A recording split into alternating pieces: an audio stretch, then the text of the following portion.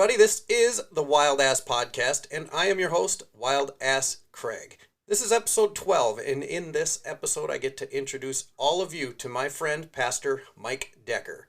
Mike was born in Middle West America in 1962. In the early years of his life, he logged countless hours on the farm, schlepping hay bales, riding horses, and building a strong roll-up-your-sleeves work ethic.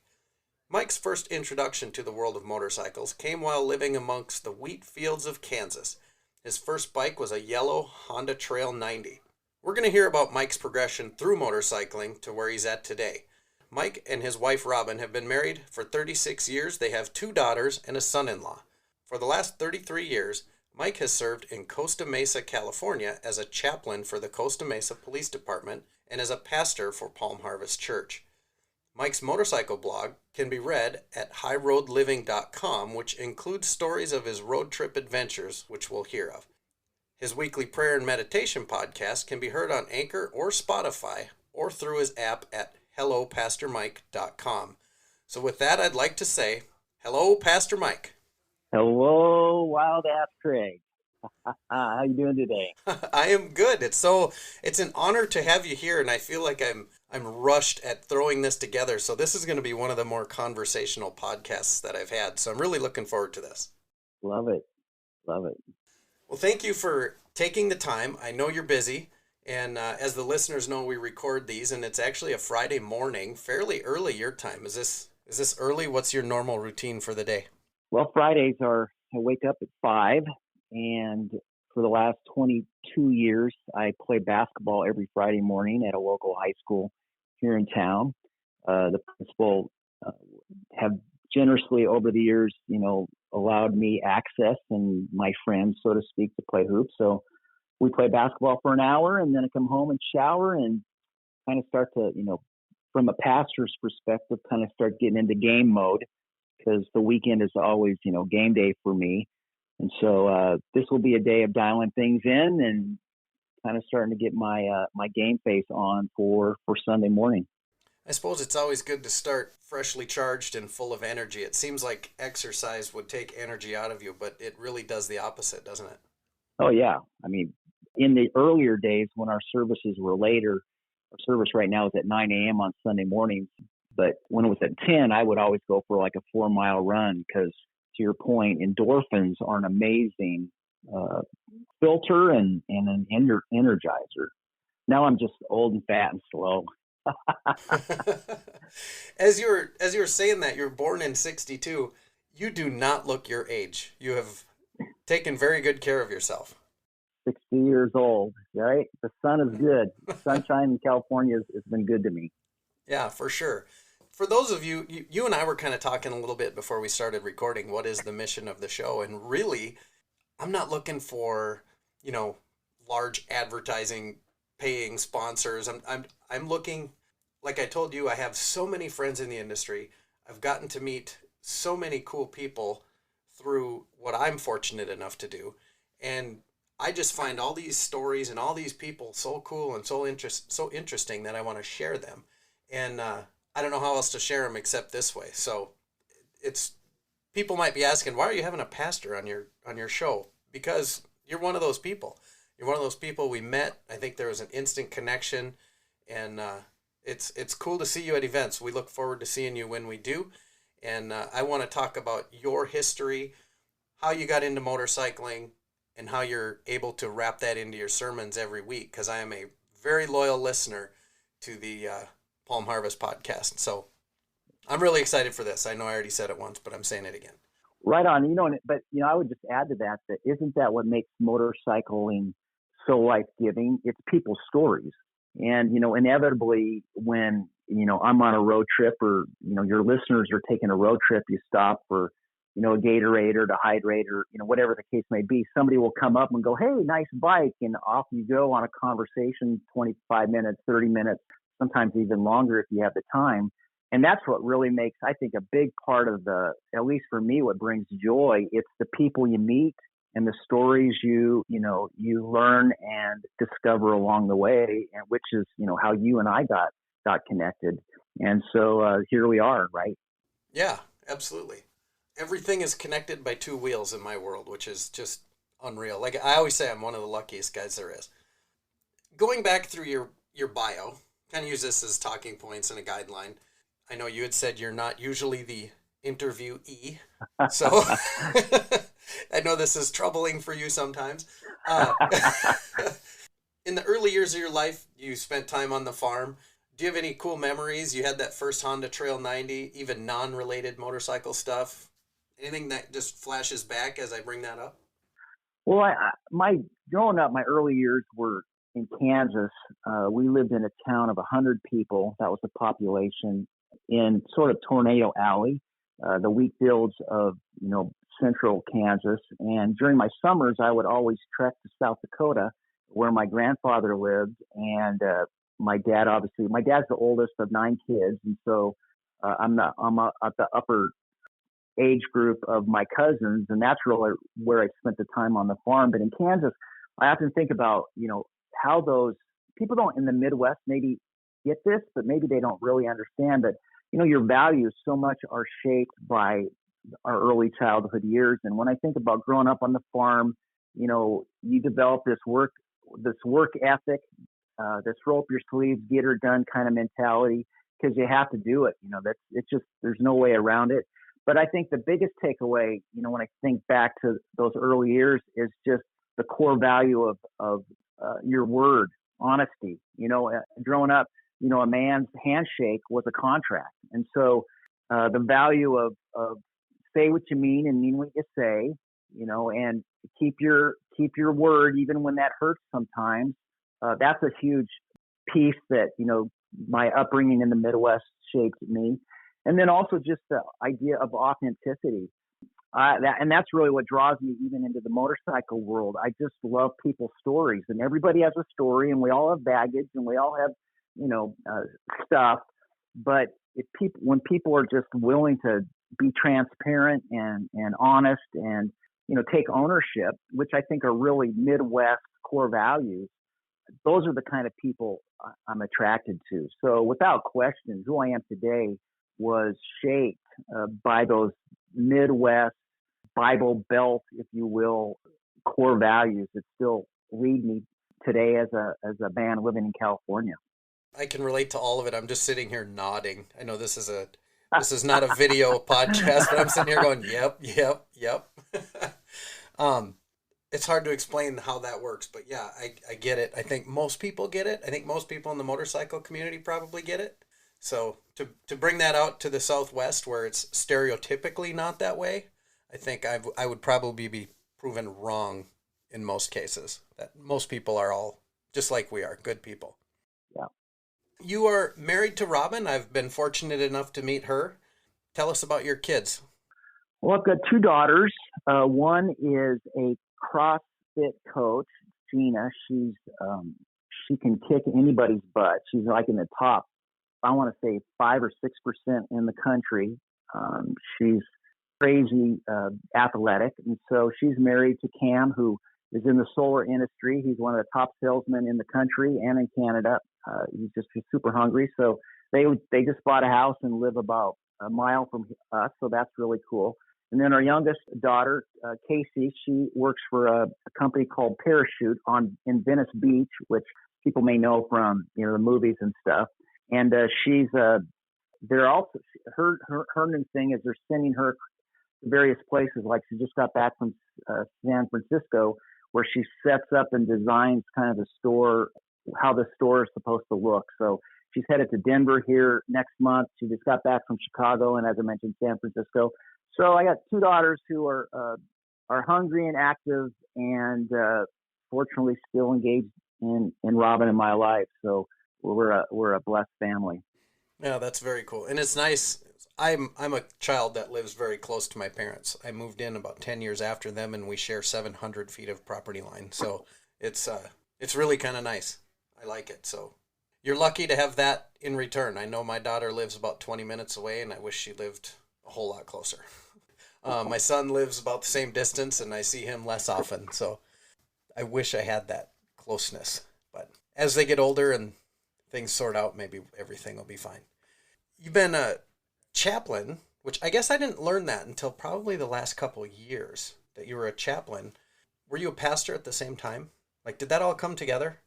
Yeah, if you go back to kind of my call, when I was in high school, trying to determine what I wanted to do for, a career in my faith journey, I started feeling this nudge to vocational ministry. And I really ran from God for a long time. I don't know if any of your listeners have ever been in a place where they've kind of given up on the church or given up, been in a place where they felt like God was wanting them to do something. And they said, nope, I'm not doing it. And part of my deal was I just didn't feel like I fit within, I didn't want to sit behind a desk.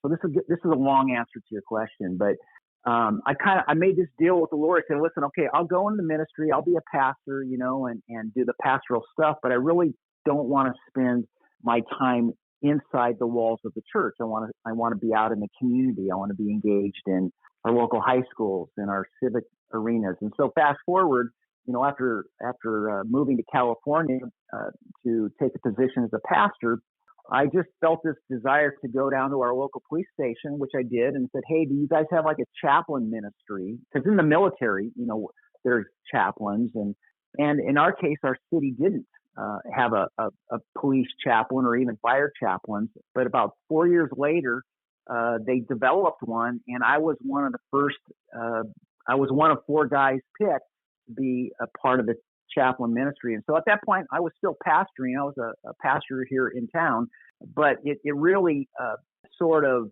fed into this calling, if you will, I guess. I can't really explain it any differently, to be in my community. And so, for the last 22 years, I announced football games for a local high school. I've coached basketball. I'm a police chaplain. So the ministry is out in doing ride-alongs. I'm a consultant to our police chiefs and fire chiefs. And so that's not your typical, I think if people think about what does a pastor do, that's not a typical role. It's probably only 5% of pastors might even fit that role, but that really defines who I am.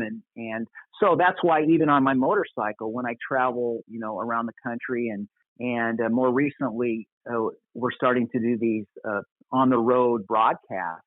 It's engaging, but it really fits this desire to live my faith, if you will, or experience my relationship with God outside the walls of the church. And so I've always been very civic minded and civic, with the civic. In fact, my doctorate, I have a doctoral degree. It's in civic engagement. It's just how do you love your city? And in my case, I just happen to be a man of the cloth, so to speak. As you're speaking, I'm wondering what moved you to California? Because you were in South Dakota, right? Yeah. That's a big move.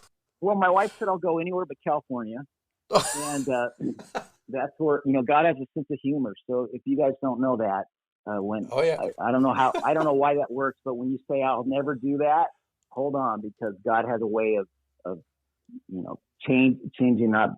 When I was in seminary, I felt called to be a senior pastor, but I had also heard that the best senior pastors are those who have been on staff first, because you learn how to serve, you learn, how your employees, so to speak, what it's like to not be number one, if you will. And so in Sioux Falls, I just began to pray. I asked a friend of mine who had traveled all across the United States and Canada, and I said, name me the top 5 guys who you've had contact with in the last 10 years, pastors, senior pastors, who you would love to work for. Guys who aren't going to be threatened by your gifts and your abilities and your maverick tendencies. And so he gave me the name of 5 guys, and I just began to pray. I said, God, if it's possible, I would love the opportunity to serve under one of these 5 individuals. And over a period of a year and a half, one night I got this phone call from this guy in Costa Mesa, California. And when he introduced himself, and I had never met him, I didn't know him, but he was one of the guys I was praying to work under. And he said, hey, Mike, my name's Bruce Merrifield. I hear you're looking for a position in ministry. Have you ever thought about moving to California? And so it's March now. It's in March in Sioux Falls. It's like 100 below wind chill. Maybe that's an exaggeration, right? But you come out and your lungs collapse and the moisture in your nose sticks, And so we leave Sioux Falls in the middle of this blizzard in March, and when we land in Costa Mesa, Orange County. So Costa Mesa borders Newport Beach is on the south, Huntington Beach is on the west. So we're a beach city just above both of those. And so we have the coastal breeze and ideal temperatures, like our year-round temperatures, like 72.2 degrees. And so when we got off the airplane, at that point, John Wayne Airport is in Costa Mesa. I remember back then you would get off and you would walk across the tarmac, kind of like in Rapid City maybe. And I remember standing at the door. It was like 70 degrees. You could smell the orange blossoms in the air. And I'm like, what? Where have I landed? This is amazing. And I kid you not, Craig, I grew up in Apple Valley, Minnesota in my high school and college years, which is a suburb of the Twin Cities. And so, I'm familiar with, skiing and snow and stuff. And there's not a week, I kid you not, there's not a week that doesn't go by that I thank the Lord. I'm like, how did I get so lucky to live in a place like this? There's no snow to shovel, no car to plug in. So that's a long answer, but that's how we landed in Costa Mesa. And I'll just add to this that, when I was growing up as a kid, my observation, and I don't know if this is true in your world or your experience, but pastors tended to move around a lot. They would stay in one place for 5 years or 8 years or 10 years. And yet when I looked at business leaders, you put your stake in the ground and you say, no, this is where I'm going to build my business. And so part of my agreement going into the ministry was, I said, Lord, I don't want to sit behind a desk, but at the same time, I would love to just plant my stake in the ground and serve one community, which is sort of a farming mentality. Like, I just want to work the ground. And so, God in his faithfulness or generosity, however you want to look at it, has allowed me to, after graduation, to move to Costa Mesa, California in 1989. And I've never left. I've been in one city my whole ministry for the last 33 years. And so that's why I have such long, traction with relationships, because, you develop, like for example, in my announcing football games for a local high school, you get to know parents. And one of my really good friends was just a parent. His daughters were in high school along with my daughters. Well, over time, he became the city manager. Right. And over time, these buddies who, are like, we're low level management, but over 5, 10, 15, 20 years, now you're the chief of police, or you're the fire chief, or you're the city manager, or you're the mayor. And those relationships, if you move from town to town to town, you would lose that. But in my case, because of my heart for the city, and it goes kind of full circle back to your question about why are you a police chaplain, I just want to invest in the community that I live and add value. And so that's a long, convoluted answer, but that's my story. No, that's a great story. I was wondering, when you said you landed in California, you flew out of South Dakota, landed out there, was Robin with you for this? Oh yeah, for sure. Okay. I didn't know if it was like, I'm going to go check it out, then I'm going to come back. But no, so she got this firsthand. Did that change her mind immediately? No, she hated California. Even once she was there? Yeah, she's from North Dakota, she likes the seasons. And it was hard, the first probably 5 years, 6 years, 7 years that we lived here. At Christmas, she would buy this fake canned snow and spray it on the windows because, the first time we went out looking for a Christmas tree, it was 80 degrees. And so we learned, okay, well, let's at least go at night so it sort of feels like it's Christmas time. But, it took her a long time, and I'm not sure she likes it now. But, if you're used to the seasons and you like the fall and the spring and the summer and the winter, California is not going to be for you. No, you're going to miss something for sure. How do you get a Christmas tree there? Are they all fake, or do they sell real Christmas trees? That seems like a dumb question, but I don't know the answer to it. No, you can go out and we're only an hour from the mountains. I just came down the mountain yesterday. I was in Big Bear Mountain. I'm only an hour from the 8,000 elevation, and you can go skiing and snow skiing and all the things. You can get winter within an hour. So if you want to cut your own tree, there's places for that. Okay. I always forget how close you are to winter. We were out there for an event last month, and sure enough, we were rolling into California, and there was snow on the top of the mountains in April. And I had to send a message to my buddy and say, are we seeing that right? But yeah, I always forget that about Southern California. That's funny. That story was good, and I had so many questions going through it. But I was raised Catholic, baptized, confirmed Catholic. So when you say that the pastors move around, not in the Catholic Church. They just plant their stakes and stay there till they're 150 years old, I'm pretty sure. Okay. So that's what I remember. That's what I remember as you're talking about pastors moving around. I didn't see that. So you do all this stuff for your community, which I think is fantastic. Thank you for that. We need more of you in the world, that's for sure. But you also find time to ride a motorcycle. So I want to talk a little bit about your motorcycling story. Your first one was a Trail 70. How well do you remember that? Trail 90. Trail 90, yellow. I'm sorry, yeah. Yeah. Yeah, don't jib me of those 20 cc's now. They were needed. No, it's funny because about a year ago, it was a Sunday morning, and we happened to have a late service. This is during the COVID brouhaha season.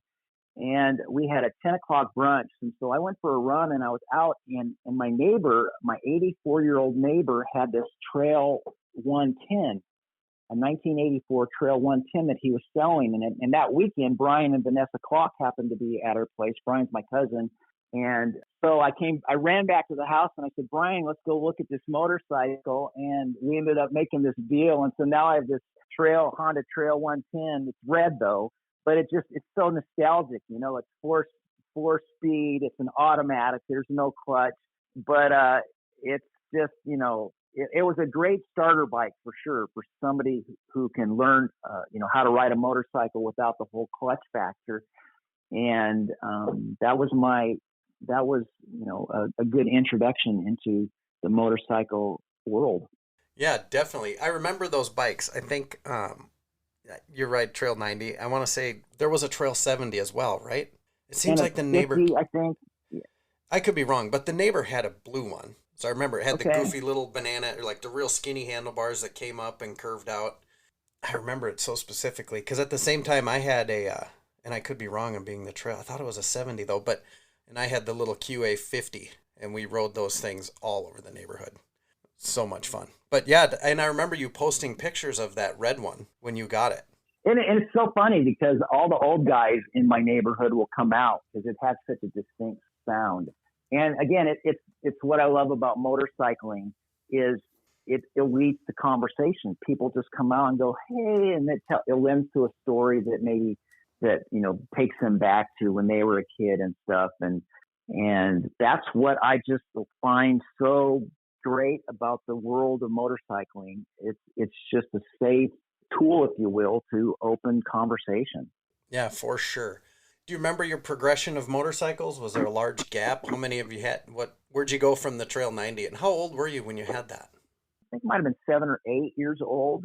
Oh, so you're a little guy. There was a season when I didn't ride at all after I got married and we started having kids. My wife said, no more motorcycle riding because I still am a bit of a risk taker. And so it wasn't until like 9 years ago, when she had a moment of weakness, and my brother had bought a motorcycle. He's a professor at Biola University, and I'm like, he can have a motorcycle. Why can't I? And she said, okay.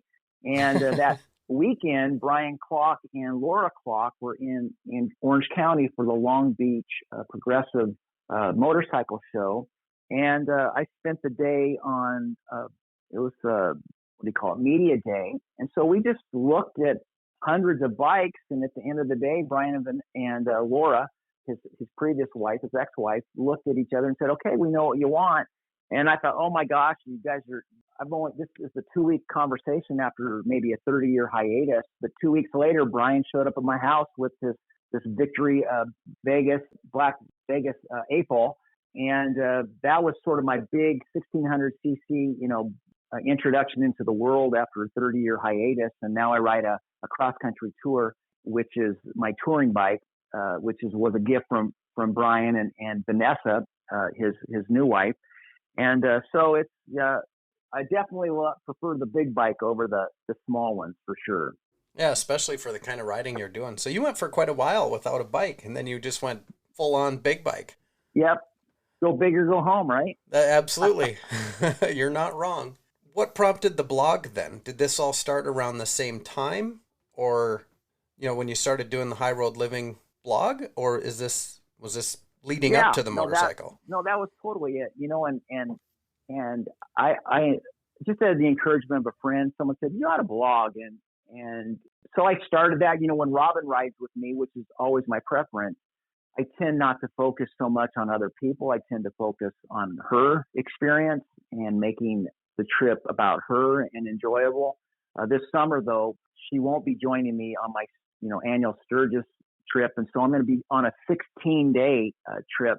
And my blog's been a little bit dormant lately, but every night now I'll have the time and the capacity to come back to my room or wherever I'm staying and upload some video and maybe do some writing on the people that I meet and the stories that I encounter along the way. But no, it came as a result of doing these road trips and just a friend saying, hey, we would love to come along with you, but we can't. Have you ever thought about blogging? And so that's where that started. So kind of the same thing here. Just you wanted to share your stories. The people that don't get to see the stories and live the stories, you get to share it with them. That's the same reason you're doing the High Road Living. Oh, for sure. And particularly for my wife, who's maybe not along on the ride, but it's a tangible way for me to maybe just, bring a bit of the experience home so she can feel like she's a part of it. Yeah, it's a great, and what's crazy is I've heard that from a number of people now, just since I started doing this podcast. It seems like that is how so many video bloggers and bloggers, they do it for that reason, is to share with their loved ones or to have it always there for their children or grandchildren. It's really cool. That's a good way. I would have never thought of doing something like that. It seems like it's just a conversation piece. I would have those conversations and share the stories with Renee, but never document them for everybody to see. I think that's really cool. I'd never thought of it that way until I started talking to people about it. So neat. You have a story on your blog about hitting a 200-pound bear. Share that one with us. Well, as a motorcyclist, I think one of the things I love about riding motorcycles is you can't think about anything else. You can't be thinking about what's going on. Not if you want to survive and live. Right. You got to think about what car's going to pull out in front of me and hit me. In my case, where's the manhole cover?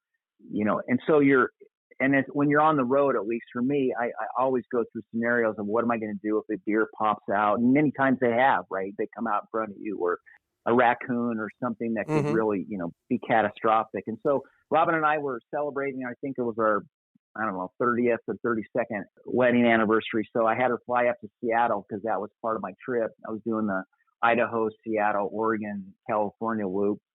And it was on our second day, we were going through on Highway 101 through the Olympic National kind of forest or park.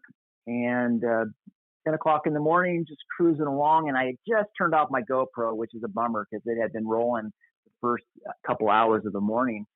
And all of a sudden, this black bear came bolting out of the shrubs. And it was narrow. There were forest, the big trees on both sides, a lot of blueberry and raspberry bushes that lined it. So a lot of prickly thorns and stuff. And this black bear I don't know if it was the motorcycle that it caused him to bolt, but he came bolting out ahead of me like about 30 yards. And you're always looking for what's going to hit you.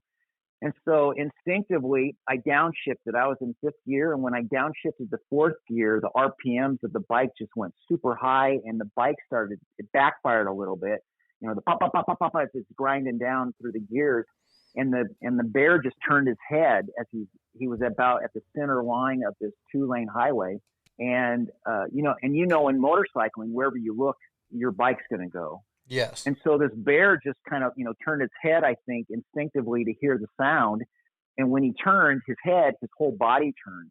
And so without breaking stride, now instead of running away from me, he was now running toward me and took like 2 lunges. And, if you've ever been in an accident or a high adrenaline situation, everything goes into slow motion. Your body chemicals are released in endorphins and, everything, your necessities, kind of what you need are on high alert. And so I knew I was going to hit him. And at the last second, I typically drive right on the center line anyways, because I don't like cars pulling into my lane. And so I had about 3 feet on my right. And so at the last second, I just turned to the right. And so my fairing on the bike, I guess I envision, if you can envision your elbows, horizontally to your side, if you lift up your elbow kind of towards your head, it creates a space. And so as I was turning away from them, simultaneously I was gunning it. I was revving it up, kind of like a water skier being pulled out of the water. And he just came underneath my fairing, hit his head on the gas tank, and his head mark is still there. The imprint is still there. I haven't changed up the tank yet. Wiped out our highway bar, bounced off my leg, bounced off my wife, took off the side of our saddlebag, but we stayed up. Amazingly so, we stayed upright. We didn't go down, and we thought we killed him, but he was just in the ditch for about 35 minutes, just kind of laying there stunned. And then all of a sudden he got up, took a big dump, and walked into the woods. So crazy. Yeah, it took me a long time to kind of not think about that. Probably 5 or 6 months. Every time I get on the bike, I sort of, not that it scared me or anything, but it was just such a violent experience. I can't think of a different word than that. It was super violent. And obviously God's hand was on us. And the trooper that stopped to help us said that two other motorcyclists in the last year had also hit bears, and late at night though, on motorcycles, and both had been killed. So he was amazed that we were upright and alive, and it just speaks to the hand of God. Obviously he wanted us to be around for a little bit longer. Right. Your work is not done. You have more work to do. Yeah, that's a crazy story. And I know you've told me that in person. To survive something like that, it's cool. I mean, and not even crashing. So was there any real injury to either of you? You both walked away. Everything was fine? I still have some residual knee issues. My left knee it's not catastrophic. Obviously, I'm still playing basketball, but I feel it. I don't think you can have a 200-pound bear bounce off your leg, but it's interesting because they're soft. If it was a deer, deer are so muscular and they kick a lot, whereas the body of this bear kind of was just this soft blob. I can still feel it. In my mind, I can still feel it. But here's the maybe even a better part of the whole story, which comes back to the motorcycle community. I called Brian because now my bike took me 2 hours to kind of. I didn't want to put it on a tow truck. You work on your motorcycle in your garage, so in the event that it breaks down, you know how to fix it. So it took me about 2 hours on the side of the road to kind of unmangle the bent motorcycle pieces and whatnot. And I reached out to Brian and said, hey, I got this motorcycle now that's pretty in bad shape. Do you know anybody? And this is a week before Sturgis. And so everybody's headed out to the Black Hills for the rally. And Brian put on Facebook, hey, my cousin just hit a bear. Anybody in the Pacific Northwest, can you lend a hand? And at that point, Brian Lester, who now is working with Clockworks, but he was living in Seattle at the time, he reached out to a friend of his by the name of Angelo Moore, he's a fabricator with CNA Customs. And the guys had the trailer ready. They were ready to roll out of town, and they said, have Mike come by the shop. And so I went in, and Angelo and Travis and Gabe were kind of his teammates for the next 6 hours. They just wrenched on my bike, and they changed my tires, and they did some welding and to get me back on the road so I could, because I still had half of my trip left back to California. And it just spoke volumes again. Here are these guys who are doing this work for the most part pro bono. They're delaying their own travel plans to help somebody in the motorcycle community. And that's what I love about the industry. And they're Harley guys. I'm on a Victory bike, and this whole shop is filled with Harley Davidson.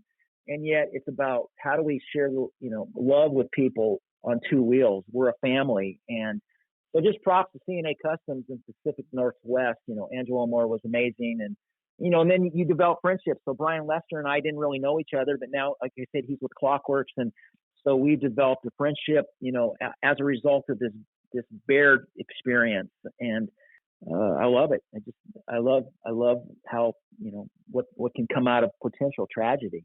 It's definitely very cool. And I think it's unique to the motorcycle industry, but you would think it can't really be, but I don't hear of it everywhere else in other industries or other hobbies, I should say, where people are so willing to help and just stop what they're doing and make sure you're taken care of. And then instead of taking off on their own thing, you either take off together or you make sure you both take off at the same time. Yeah, I'm not sure, but it certainly is a unique quality. It definitely is. You do also, I want to talk about your podcast. I'm a faithful listener to the Palm Harvest podcast. And for me personally, you're very relatable. And I think you probably know what that means. Catholic Church is where I grew up.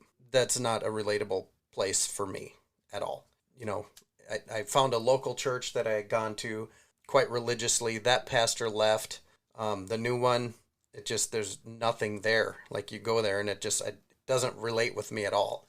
And maybe it's the motorcycling, but yours has become very relatable. It's very, like I said, I'm a very faithful listener. I absolutely love it. For my listeners that don't listen to churchy type podcasts, or maybe they're not in relationship with God or whatever. I mean, explain your podcast to my listeners. Well, what you're really talking about is our Sunday morning broadcast that we do, our service. I have two podcasts. I do like a weekly prayer and meditation podcast that seems to be really popular among women in their 20s to 40s. Yep, I don't listen to that one. I listen to the other one. It's a 10-minute thing, but the thing I love about I start my day every day with by reading the Bible, because for me the Bible is just it's a toolkit for daily living. And so, I'm a rebel. I know that God loves rebels. The story of the Bible are filled with rebels. And so, my goal is just to make not just head knowledge. Like there's a difference between, like, some people study the Bible just to learn stuff, and that's great. But the way I'm wired is how does it work? How do you apply it in your life? How does it make a difference in the way I treat my employees or my staff or my friends or my wife or my daughter, right? How do I deal with those people that really rub me the wrong way? And so my goal in any conversation is how do you make God's word relevant? And, at the end of the day, I believe God loves, I just say to your listeners, God loves you and he values you and he wants to be in relationship with you and me. And so, but we say in church that the church it's a beggar. It's just telling one beggar, another beggar, where to find bread, right? And I guess my approach to life is we all put our pants on the same way, one leg at a time. I can learn from you, you can learn from me. And so my goal is here's what it meant back then, like in the days of Jesus or the days of the Old Testament, the early Moses and Abraham and David and Goliath and whatever stories you remember from your childhood. But so what? How does that make a difference today in the way I complete this business deal or the way I interact with my Wild Ass, constituency? And I just work hard at that. And that's kind of my signature, I guess. Every church is going to take on the personality of their primary communicator. And so in my case, if you come to Palm Harvest, we're a church. Church is not a building, it's people. And so we're a people group where our focus is not what happens inside the building, but what happens outside the building. And so my goal is, how do you take God's word and apply it in your life so it makes a difference Monday through Saturday, not just Sunday morning from 9 to 10 a.m. So, and I'm glad to hear it. You find it relatable, because that's the goal. I want it to be, because I'm growing too. Like, I don't have it all together. I don't know anybody that does. My dad always seems to. The older I get, the smarter he was. Exactly, right. No, that's true. Yeah. And I think I was listening for quite a while. I want to say it was almost probably a couple of years before we actually met. So it was really an honor to meet you. I'm pretty sure it was in Sturgis that we actually ran into each other. I don't know. I don't remember. Yeah, I'm sure it was. Yeah. Yeah, for sure. Tell us about the Hello Pastor Mike hashtag. How did that come about? Well, back in 2000, I joined the Chamber of Commerce in our city, and there was a networking group that I was a part of where your local entrepreneurs would gather for a lunch, and there was a networking to try to generate leads for people's businesses. And at the beginning of every lunch, we would go around the room. There were like 25, 30 business entrepreneurs, chiropractors and life insurance agents and, you name it, real estate, your typical Chamber of Commerce clientele. And you would do an infomercial. And so I don't quite know how I landed on it, but I just would say, hey, everybody, I'm Pastor Mike Decker. Say, hello, Pastor Mike. And that was my shtick. And it's surprising how that just people resonated with that. Hello is just your universal greeting. Everybody knows kind of what a pastor is, and Mike is one of the more common names. And so there's lots of Pastor Mike Deckers out there, but there's only hope, I think, at this point, maybe only one hello, Pastor Mike. And it's just, I don't quite understand it, but why people love it so much, but it's memorable. And so even recently, rather than drive people to our website, our church website, we just say, go to hellopastormike.com. It's memorable. It's easy. Now, GoDaddy's having some issues. It might take, for whatever reason, it's really slow, but it's just I guess I got landed on it by happenstance. And as people like it or relate to it, it's become a part of my signature, I guess, if you will. Well, it sticks, I don't know. What do you for think? sure. You like it? Do you I hate do. it? Yeah, no, I do. It's corny, for sure. It's corny. Yeah, but that's what works. I like it. I'm trying to think if we have anything that I wanted to touch on. Like I said, I appreciate you tolerating my unorganization. It's been just a crazy last couple months, and I'm learning now how hard it is to get a podcast out every couple weeks. And then we had a little glitch on the road that kept us out for an extra week. It was all good, but it's kind of put me behind. So I'm, like I said, learning how much work this really is to have these out every other week. So I appreciate you tolerating this. But did we miss any stories or anything you'd like to share before we get to my favorite part of the show, which is the 5 questions? Or do you have any questions for me or anything we need to discuss? Invite your listeners. However, if you, I would love to meet you. So if we're, ever at a Sturgis rally, and please come up and say hello, and just say, hey, my name's, Joe, and I live here. And because that's, again, it just goes back to, that's what I love so much about, the motorcycle industry. Not too long ago, I was up in Utah. Clockworks helped sponsor kind of the rebirth, if you will, of the Bagger Racing League. Yeah. And so I flew out to Mitchell, South Dakota. We did a broadcast from the Corn Palace, and then I joined the Clockworks crew as we, toured across the country for this Bagger Racing League. And while I was up they had asked me to do kind of an opening invocation, because there's a motorcycle guy who also happens to be a pastor. It was a televised event. Hey, would you be willing to do an invocation, kind of the opening prayer for, this racing league? Well, while I was up in the booth way up at the top, ready for kind of chilling in the air conditioning, I get the pit row guy, manager, came up to me and said, "Hey, are you Mike Decker?" And I go, "Yeah." And he said, "One of the racers would like to meet you before game time." And so I went down and I had a chance to meet Tyler O'Hara, who rides for Indian. He's a elite motorcycle rider, O'Hara. Mm-hmm. And like 10 minutes before he's ready to go, he's got his vampire, gargoyle contacts in. I mean, he was intense. But we just spent like 10 minutes, chatting a little bit and, going through kind of his game plan, and just having the opportunity to pray for him. And that, so here's a guy who rides for the brand, so to speak, but it also is a man of faith. He's trying to honor God through his motorcycle skills. And, I just love that about the motorcycle industry, that God can use anybody, and whatever you're good at, there's a place for you to add value to people. And so, I just challenge your listeners, as you go to these rallies, don't just be an observer, but say hello and introduce yourself, because believe it or not, just your word of encouragement or your simple offer to help might really make a difference in someone's day. And Tyler impacted me, I think, as much as I maybe impacted him. But it was just a great opportunity that comes again through the motorcycle, the sport of riding motorcycles, and we're a family, and together we're stronger. Yeah, even and what an easier place to do it than a motorcycle event because everybody's in a good mood. You cannot find a better place to just walk up to somebody and say, "Hey, what's up?" or just even smile at people. So there you go. Pretty easy advice to follow right there. Yep. Well, cool. So you've heard the podcast before. We've added some questions. I've changed a few things because some planned answers started coming about, and I like to mix it up. Good, because I don't know what your 5 questions are, so I'm a rookie here. Okay, well, good. This is a brand new question. You're the first person I'm going to ask this to. How would you describe motorcycle riding to somebody that has never ridden a motorcycle? Life-giving. The ability to just enjoy God's creation.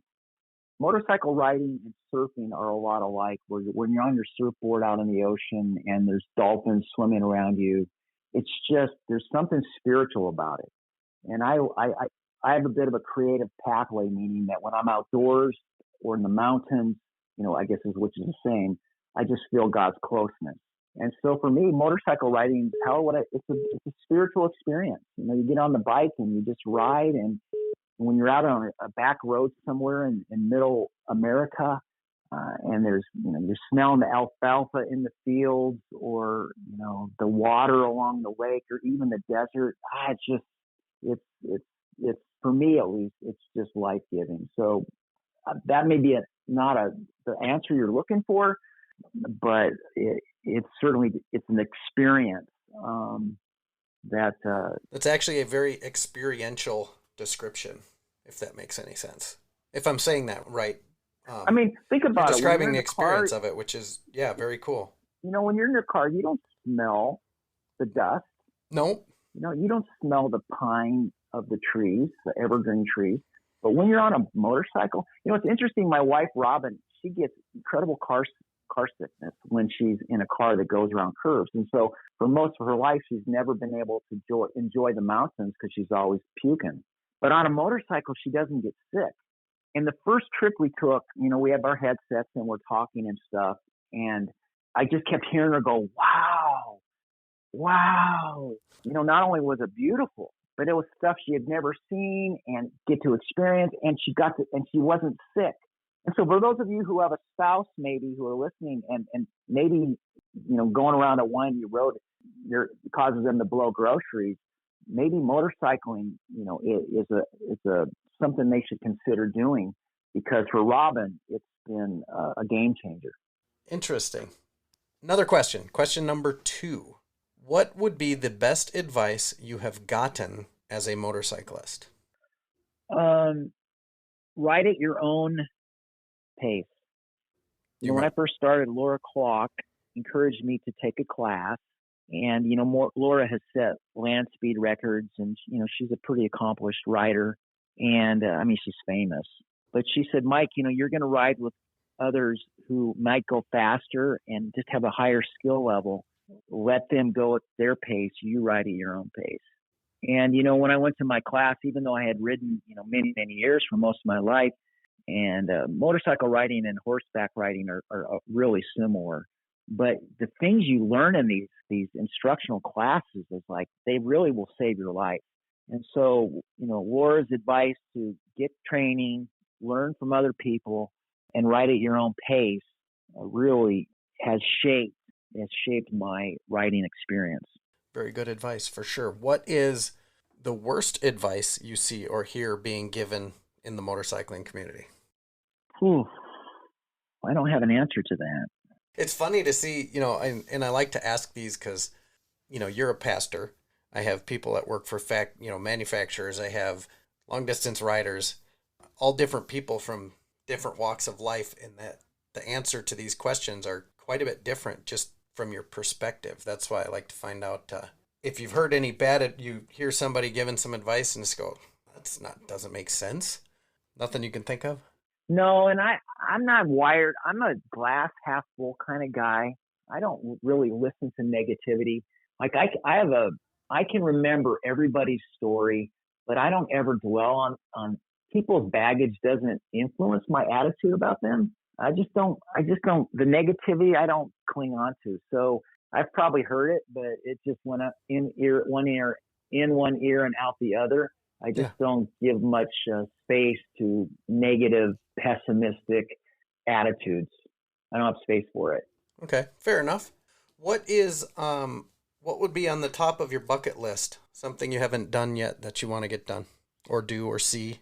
Well, in terms of motorcycle riding, I would two bucket lists. I want to do the Tail of the Dragon. I've not done that. I'd like to experience that. And I'd also like to spend 2 weeks in Ireland. It's an island, and I would love to take 2 weeks to ride that. So those are two of my more prominent bucket lists. And then I guess I have to add, a close third, and maybe somewhere smushed in between those is Alaska. When I was in college, I had been saving to buy up my Harley Davidson motorcycle. I was living in Tacoma, Washington at the time. I was 25, and I was pretty accomplished in the sport of karate. And I was making plans to go to Alaska to work the fishing boats because I knew I could handle myself through my self-defense perspective, because it's a pretty rough industry. And my goal was to buy a motorcycle, a bigger bike, and ride up to Alaska and work the fishing boats. But instead, I landed at Bend Bridge and walked out with the diamond ring and asked Robin to marry me. We had been dating for 4 years. So that was the end of that dream, if you will. And so I still have yet to get to Alaska, but I would love to spend a couple of weeks traveling there, and maybe that should be at the top of the list, of even over Ireland, because it's probably more doable and easier to get there. But those would be the three things that I would love to do on two wheels. The last question, and this is a brand new one. What is your favorite non-motorcycle hobby? Having sex with my wife. Does that count? Can you say that as a pastor? Can you say that's a hobby? I mean, well, I didn't know what to expect, but it was not that. Okay. And I probably just grossed out every listener. You may want to delete that. No, I think what you just did is humanized a pastor. Oh man, that's funny. No, that's great. What? Let's see. I usually ask your last parting words. You kind of gave us those. Make sure that we're out there just generally being good people. To summarize what you said, introduce yourself. Feel free to smile at people and make people smile, right? And what better place to do that than a motorcycle event? Yeah, and I would just close, sharing. My life has been transformed by Jesus, and Jesus was a guy. When you read the Bible, he hung out with the riffraff. I think Jesus, if it's modern day, he'd be wearing leathers, riding motorcycles, and going to rallies. Now, he might not be fraternizing in a way that some do in every arena, but he loved the authenticity of people.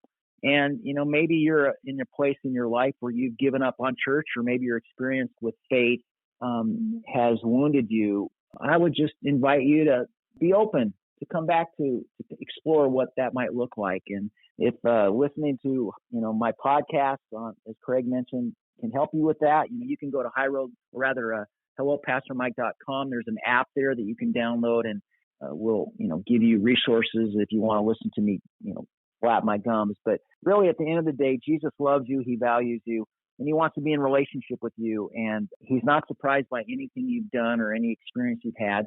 And my life's been transformed by him. And if God can love me, he can certainly love all of you. So that would be my closing comment. Well said. Well said. Where can we follow you? Instagram, Facebook? How do we find you? So Instagram, my two Instagram accounts. One's Costa Mesa Man, because I'm in Costa Mesa. That's where a lot of my motorcycle stuff, videos and stuff. But then also I have a Hello Pastor Mike Instagram. So those two places. And then if you just go to High Road Living, you mentioned that, highroadliving.com. It's a blog. I'm not very good at it, but I'll start doing that once I head out on my trip here next month. And then hellopastormike.com, download the app, and there's resources there, and we can tune in.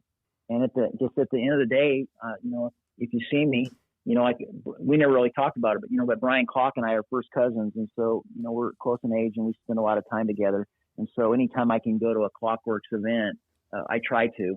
Yeah, Clockworks family is my family. And so if you happen to be at an event, ask around and see if I'm there, and I'd love to meet you. We'll meet your listening audience. For sure. And we usually know where he's at. We stay in touch at the Wild Ass booth as well. So stop by and ask where he's at. Usually we can just point over at you over across the parking lot. Yeah. So no, very cool. It was an honor to have you on the show. Thank you so much for taking time out of your day to come and join me. I'll let you get your game face on for the weekend. Folks, if you like what you're hearing, hit the subscribe button so you never miss an episode. You can follow the adventures on Facebook or Instagram by looking for The Real Wild Ass. And of course, I am Wild Ass Craig. Thank you all for listening. We'll see you again in a couple weeks. And of course, thank you again, Pastor Mike, for coming on. You bet.